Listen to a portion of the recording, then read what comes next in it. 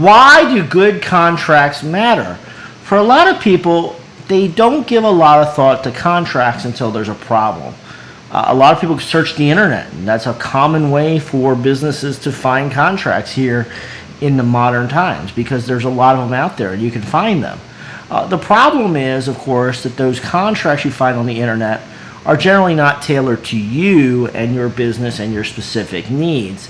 And having a good contract between the owners of the business, which might be a partnership agreement or an LLC agreement, or between the business and its customers, can really make a difference. It also can make a big difference with a vendor.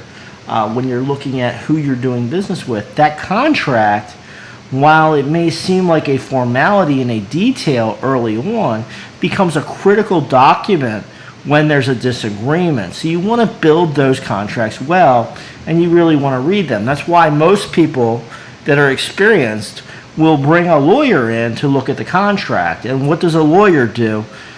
When I get called in to look at a contract for my client, I am applying my experience from past transactions, from reading cases, from training, and from understanding the legal concepts to say, where are the problems here?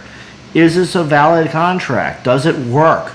And what happens if some of the possible eventualities of the future happen? I'm going to play what-if games with the contract and say, well, what if the owners disagree? What if the product doesn't get delivered? How does that get calculated? Who transfers money to whom?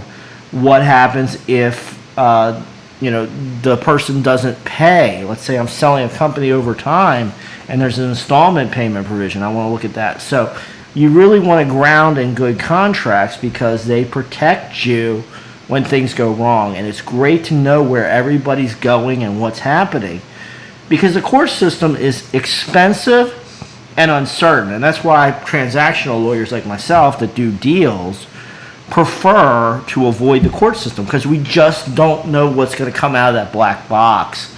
We go into the court and maybe our client wins, maybe they lose, maybe they allocate the money different than they thought, maybe the payment schedule is different than we thought. But if we have it all in a contract, then we should be able to go to court potentially and enforce what we have written down. And we also need to think of credit worthiness and a lot of other factors. So spend some time on your contracts. Understand that they're a bedrock of your business. Getting that cash flow in and understanding your cash flow out obligations is critical in your business, and your contracts are a foundation of that. So make sure you check that out, folks. Hope that's helpful. Do feel free to comment. We love audience suggestions. Obviously, remember, YouTube comments are not confidential, so put things out that you would be okay with the public seeing, but we love reading the audience comments and interacting, and we get a lot of video prompts from the audience. Extensive library of videos available here on this channel dealing with business and business law, so make sure you subscribe to the channel, ring the bell for notifications, go check out our past videos and comment to those as well. I'll see you for another video very soon.